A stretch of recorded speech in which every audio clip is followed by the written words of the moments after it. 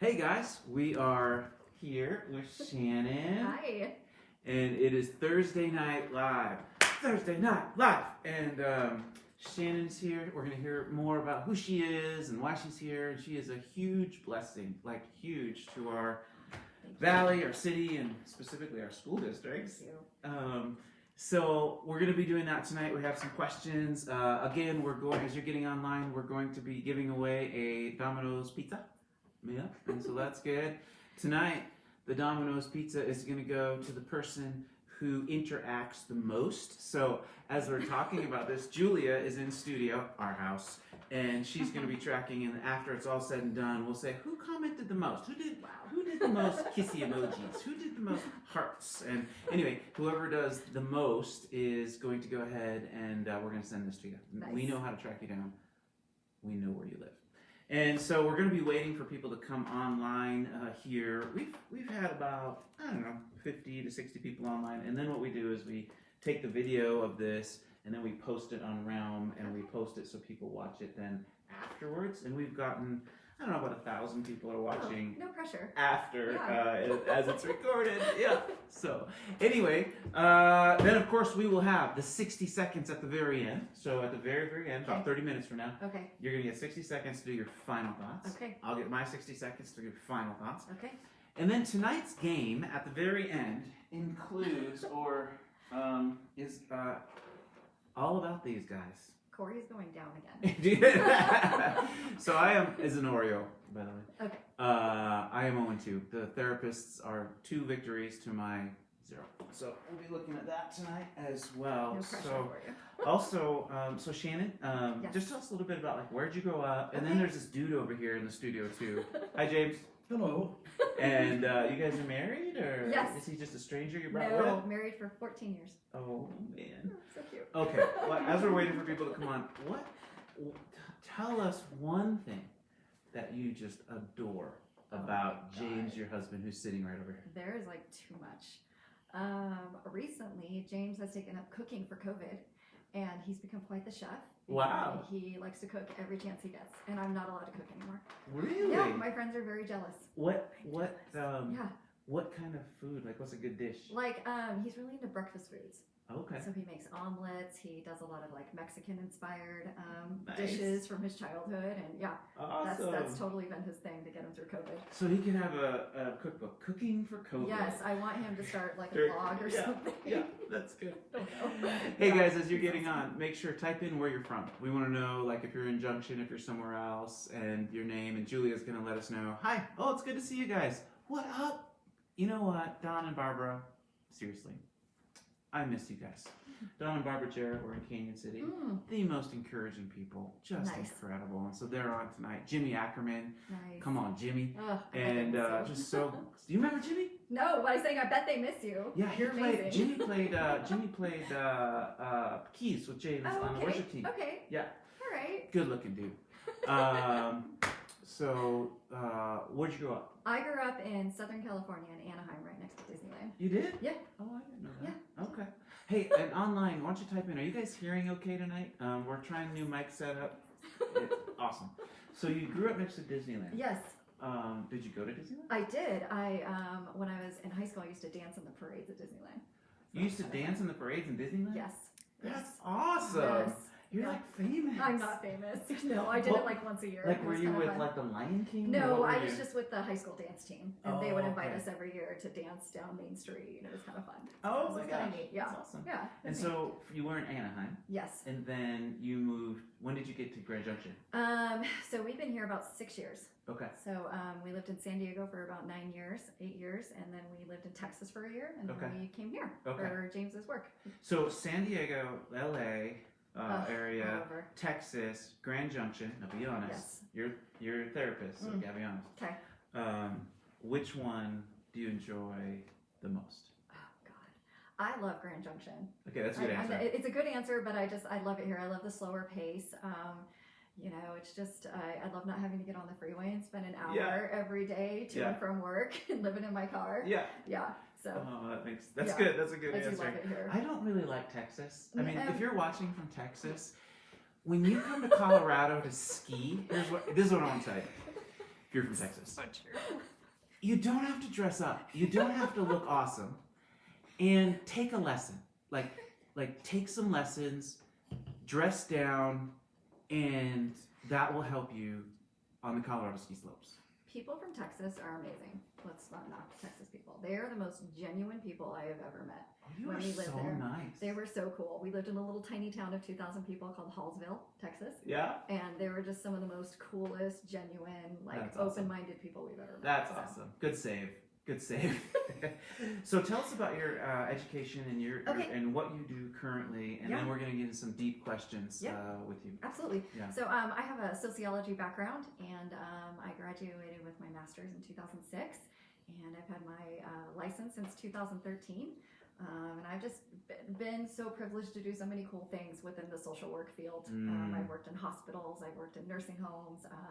I got to work at Mine Springs here in town for a couple of years, and then I've been with the school district for the last 4 years. Okay. And my title is school mental health therapist. I work with an amazing team of women who just cover all the schools in the district and provide needs for those kids. And I feel so privileged. I love this job. Oh, and how long have you been doing that here now? 4 years. 4 years now. Yeah. And do you work with the students and the parents? Mostly the students, but for sure, we work with parents too. Okay. Just depending on, what the needs are. Yeah. We've had some experience with Mine Springs, just being in ministry. And Sure. I remember one particular night checking someone in there about midnight, and Yeah. we were real thankful. We had a good It experience. was So. quite the job. Yeah, I worked in the hospital there for 2 years. Really? Really seeing people at their worst. And Yeah. I love being able to kind of switch over and work with the kids and kind of catch them Yeah. early and kind of be more impactful that way. I don't know. That's awesome. It's fulfilling. You are a blessing. Oh, thank you. So we're going to dive into it now. If you have any questions online, type them in. Julia gets the questions. She hands them to me. I ask Shannon, and she blows your mind with wisdom and knowledge. I don't So know about that. no any pressure. questions you have about mental health, yourself, if you're struggling with something right now, no matter what age you are. If you have questions as a parent Yeah, for your absolutely. students, anything at all. So I'm going to ask you a personal question. As we were waiting to get on, you said that you actually have been diagnosed with Yeah. ADHD. Yeah. So tell me about that Yeah, and what absolutely. helps you navigate life with ADHD. Yeah, I was, referring to the ADHD just when it comes to like preparation for this and just, being fearful about missing my words and not, stuff not coming to my brain. And I've had ADHD since I was a child, but I didn't get actually diagnosed until I was an adult. And, helping kids with ADHD is something that I'm passionate about. I love doing that because it really impacted me when I was younger, not knowing kind of what's wrong with you, not knowing, why is everybody else able to do things differently, and how come we don't get this, and very validating as an adult to get that diagnosis, but it really messed with my self-esteem, really messed with my confidence. So that's why I do love kind of, trying to help kids identify that, so that, and just understand that, it's ADHD, but it's not, it's not the end of the world, and there's so many cool traits and so many cool things that you can do, and you just do things differently. This is good. No, again, this is all Holy Spirit led, so we don't know where we're going to go in our conversation. But let me ask you this question: if I know somebody who has ADHD, now, side note, Shannon diagnosed me from the stage. Tell him what you told my wife. I said that I've sat through sermons and thought, I like find my people. So I definitely was like, I wonder if Cory has ADHD. Sometimes he's like all over the place, So. What were we talking about? Yeah, exactly. So anyways, if you know somebody who has ADHD, maybe you do, let's just talk about that for a brief moment. What do we do to help people or to understand? Yeah. Like, what advice would you give us? I think patience. James is like the most patient man ever. He helps me with all my word finding issues and just, like, what was I doing? Where was I going? Yeah. So I think patience is really big. Being able to just be really honest with those people in your life and the areas that they are affecting you. If you're not listening well or you're not, I can't think of all the symptoms right now, great. but just being honest and helping those people in your life. When you were younger, before you knew you had ADHD, what did people do that was helpful for you? How did you still feel loved and heard and understood, even though you were maybe had some of those classic symptoms? My mom was so patient with me. She would sit there with me while I did my homework and just knew that I kind of needed that accountability and I needed, that just to keep me on task, so I think she was really great, and I think she probably had a lot of that going on herself. ADHD is pretty hereditary. Is it? So yeah, I think just being patient and a lot of times I got misdiagnosed with like hearing issues. They thought, oh, I'm not listening. So I remember going to the hearing specialist a lot and getting in trouble for like talking in class and just not paying attention. And Okay. So it sounds like patience and grace. Patience and grace, and just helping those people. Pointing out, those. Helping those people to stay, to be accountable. Yeah, that's interesting. Yeah. Well, let's shift gears and talk about anxiety. Yes, so I get anxiety. Yeah, too. Yeah. So a lot of people watching right now, and a lot of people just suffer in general with anxiety, and then COVID. And so, what are you seeing now with adults and students that are suffering with anxiety, and how is that playing out? In other words, what are the symptoms of anxiety that you are seeing either in your students or in adults? Gosh, that's hard to kind of narrow down. I think anxiety just kind of varies, but the lack of control. I think with COVID and not knowing where the world's going, I feel like that definitely contributes to it. I'm seeing a lot of people that just feel like helpless and just it's hard to kind of narrow down a lot of those symptoms. Think about your students in the school system. So Shannon, if you're just getting on, she works with students. Incredible blessing to our community. What are students? What do you see as anxiety creeping up in students, and how are they getting help? Yeah, so I think there's a lot of avoidance. I think we're seeing a lot of kids who are doing the online school and that are just feeling so overwhelmed, and they're not doing work.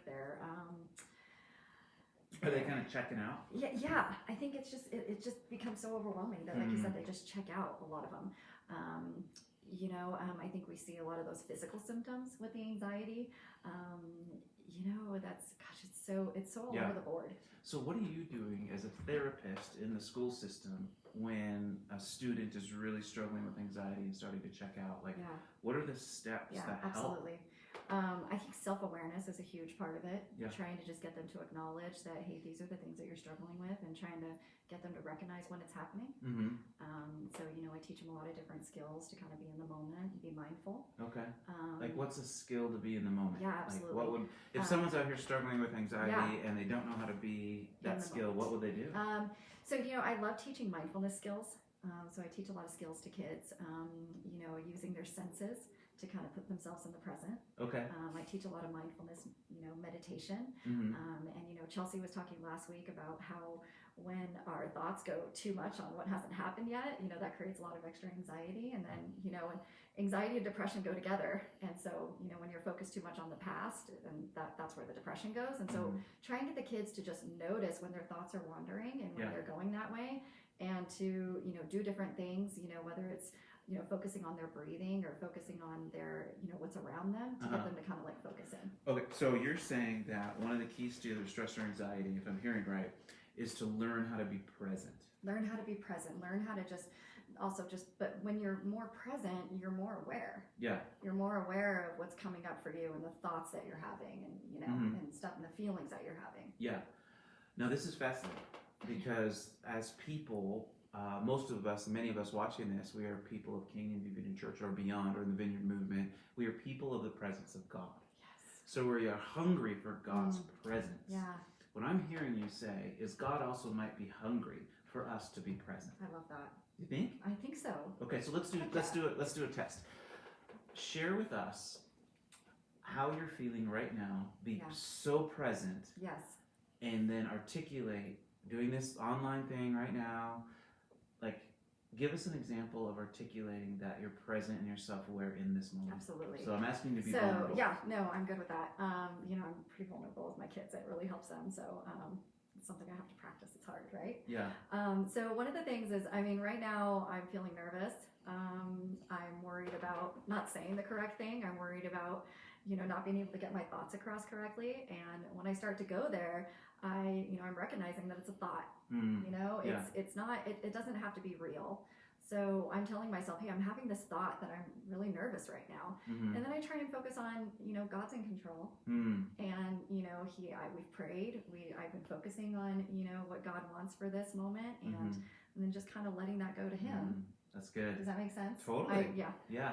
So. I think being able to articulate where we are in the exact moment is really powerful. Absolutely. And I just wanted that self-awareness that I was talking about. I wanted the people to see that example. Yeah. Thank you. Yeah, you're welcome. And this is great. You're doing awesome. Okay. I'm a parent. Okay. Right? Yeah. Let's say that I have a student that's in high school or elementary school. Sure. That student is getting anxiety because of the pressures of the world, society, getting a good college, whatever, right? Yeah. At the same time, I'm a parent that I want to see excellence come from my kid. Yeah. So how do I manage as a parent the reality that there is this anxiety in my kid, but yet I still want to encourage them to perform well? That's hard. What do I do? Yeah, when we're in the school setting, our teachers have gotten really good at focusing on the mental health comes first.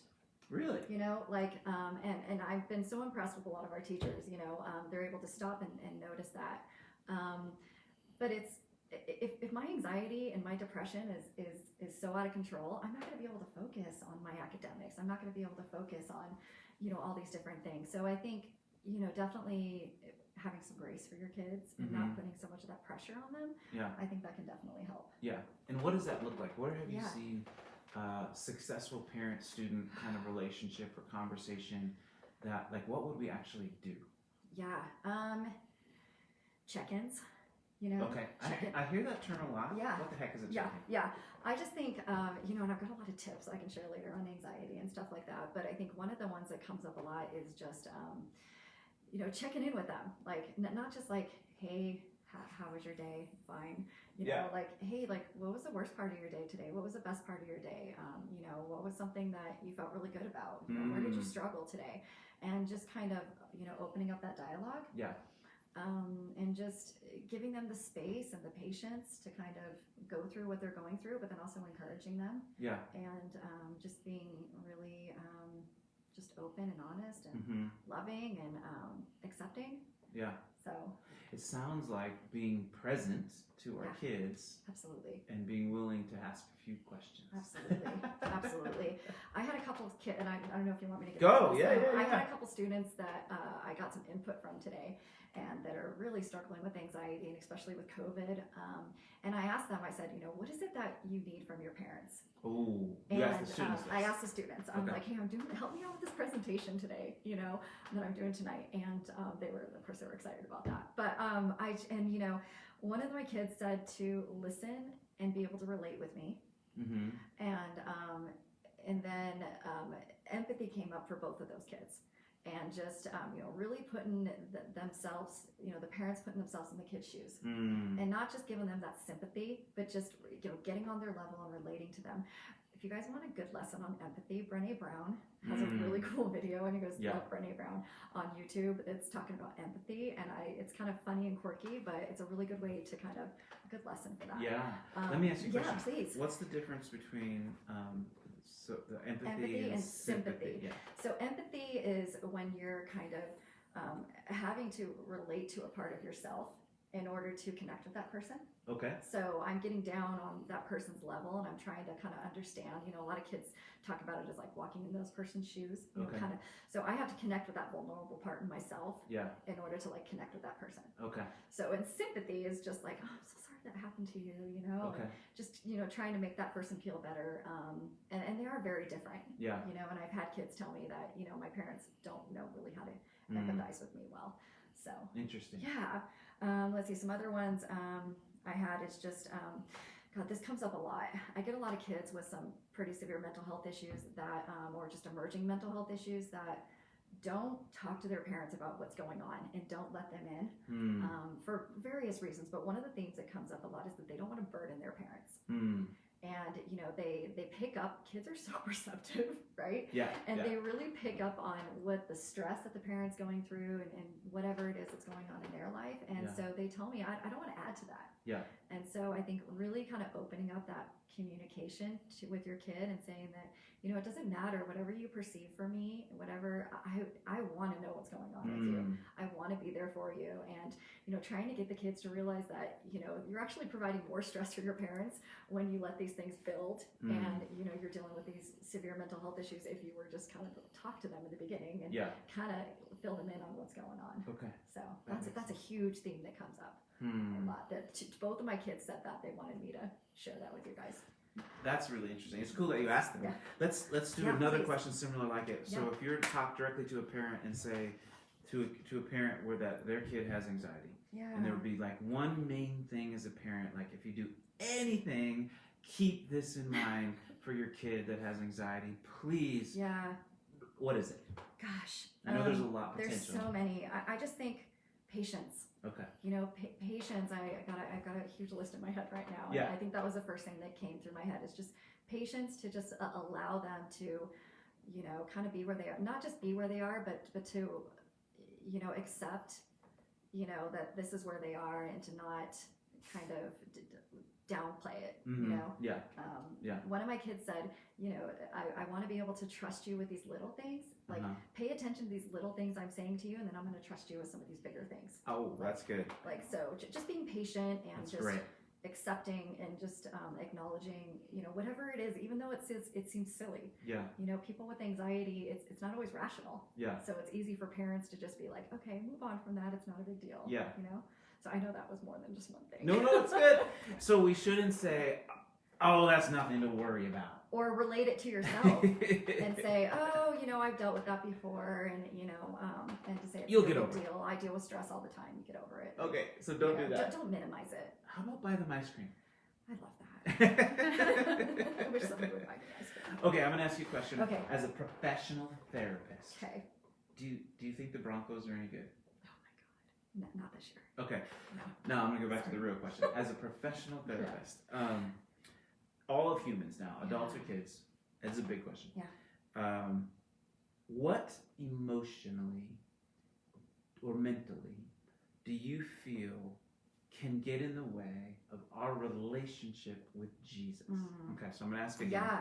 As you think about humanity, think about the people in Canyon View, don't say any names. And as we look at, we want to be close to Jesus, but emotional or mental issues get in the way potentially. Yes. What do you think could be some of those things? The word authenticity came to my mind right now. Okay. And I just think, being really honest with ourselves about where we are and what our struggles are, and being able to recognize and then do something about it.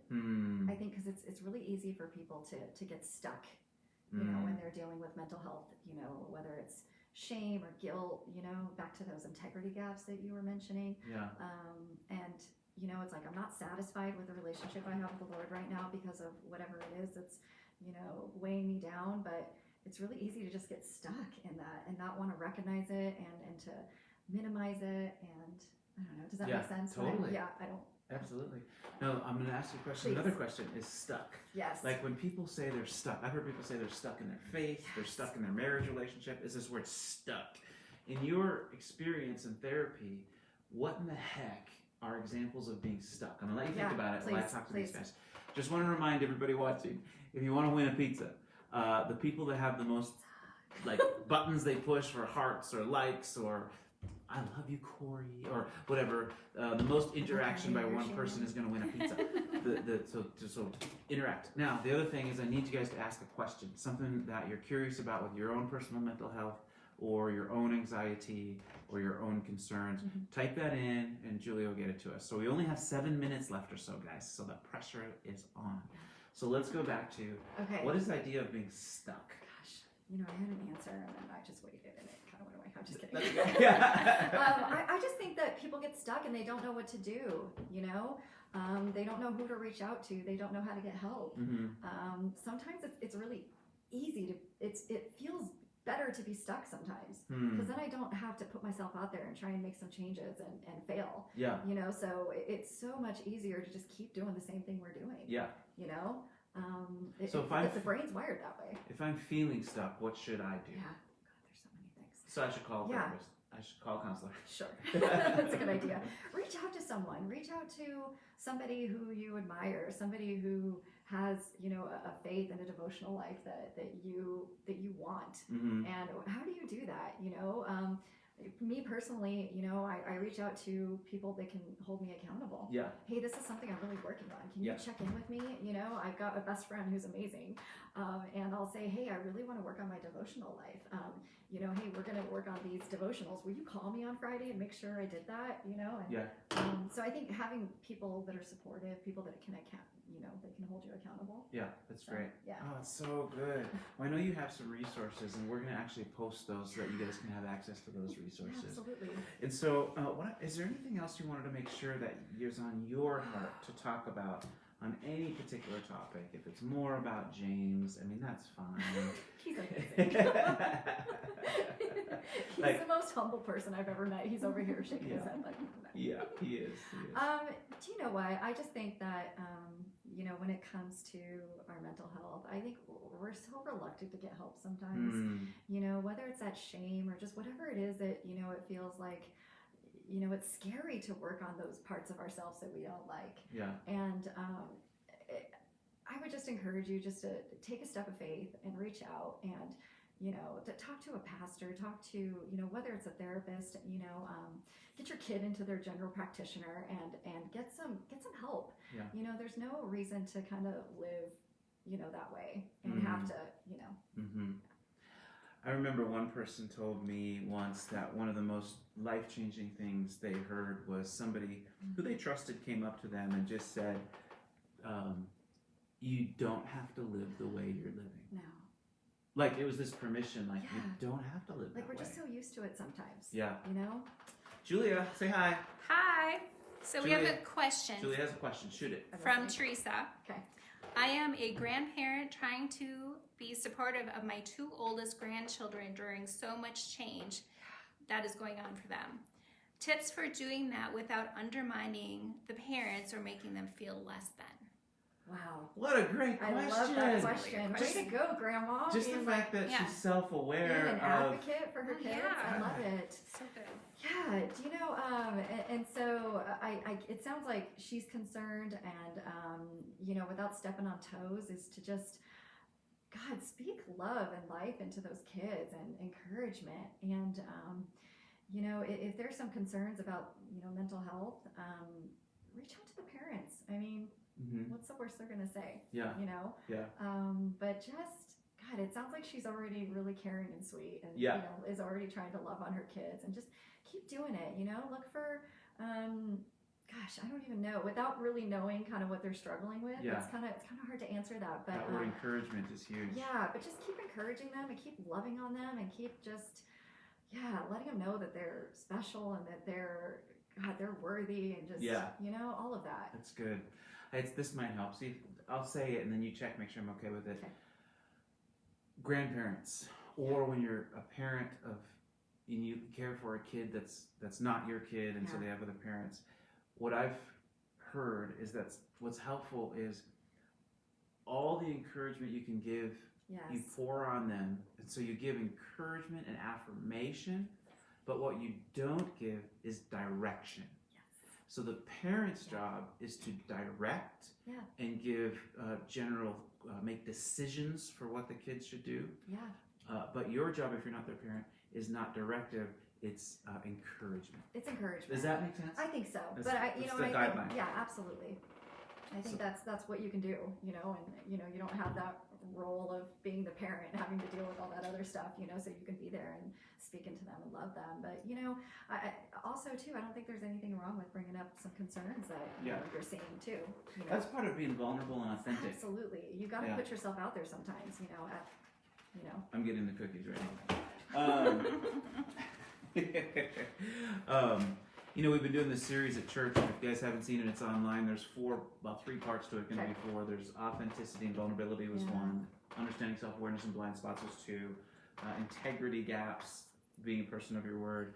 3, this week is conflict resolution. Coming up, yeah. But if you were to look at those first 3, Yeah. and authenticity and vulnerability, being self-aware and blind spots, Yeah. or integrity, Yeah. if you were to say, if you're really going to work on one of those first, Yeah. or what's most important, what would you pick? Self-awareness and blind spots. Would you? Yeah, I think that's what came to my head first. Okay. Yeah. Okay. It's just a really important one. Yeah. Why is it important? Because you can't do anything unless you know what the problem is. Yeah. You know, that's the first step in trying to fix something. You have to be self-aware. You have to be willing to, see those difficult parts of yourself and to want to work on them. Yeah. So, yeah, I Awesome. think that's definitely.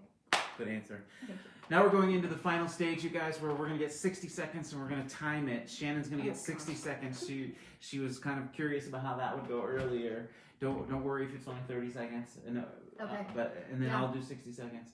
We're on any particular topic with mental health, anxiety, whether it's students or adults. Yeah. And then after that, we'll have our short contest, and I'm gonna win tonight. All right. Yeah. So 60 seconds, Shannon. Ugh, And this is where you're like the Nathan in their life, Nathaniel, Yes. Natalie. okay. You're No speaking pressure. boldly. You're speaking like, "Hey, Okay. I'm your friend. This is what you need to Yeah. do," and just anything from the heart. I'm just gonna pray the Please, Holy please. Spirit come, just the wisdom of all of the years of therapy. Yeah, just what's 60 seconds worth of encouragement to our folks. Ready? Sword. Do it. Go. You guys, parenting, I'm not a parent, but I've seen enough that parenting is hard enough, and I can't even imagine how much tougher it is to parent a kid with anxiety and depression. And just, if you're concerned about your child, if they're dealing with some anxiety that is impacting them to the point that they're not able to do their normal life, and especially if it's lasting more than 6 months, go get some help. You guys, contact your general practitioner, get a referral, contact your school counselor, and just get some help. We're not meant to do this on our own. And so good. yeah, absolutely. So good. Okay. Oh, I forgot to push the It's start okay. button. So you don't even know how No, long I it need went. you to do that all over. No. Oh no, I didn't. Oh, perfect. 40 seconds. Good job. Okay, so now you take it Okay. and you hit me in the shoulder if it gets to 60. Oh, I'm on it. Time to go. Ready? Start. What? You said you're on it like you would enjoy hitting me in the shoulder. Probably. The reason we're doing this emotional work is because sometimes our emotional health can keep us from being spiritually mature. They work together as part of our soul. It's incredibly important that we continue to navigate our emotional health. You were created in your mother's womb. You were created with purpose. You were created in a grand design. You're incredibly equipped with gifts. You are a masterpiece. And over the course of time, trauma, other things, sin hit, and just creates some challenges, some areas in our life we need to clean up. Everybody has them. It's nothing to be ashamed of. And as we do this work, we're going to get healthier, and we're going to be more of the sweet aroma of Christ. So, I love you guys. I'm thankful that you're on this journey. Done. Damn, 50 I know you were hoping that would go. I was prepared. Like, get some aggression out. All right, here's our contest for tonight. It's really simple. We're going to take an Oreo. You're going to place it in your mouth. You're going to take a number of other Oreos, one at a time, and stack them. Whoever can get the highest stack without them falling is the winner. Julia, Okay. yell go. Are you ready? We're ready. Go. Okay. I haven't done this before, so.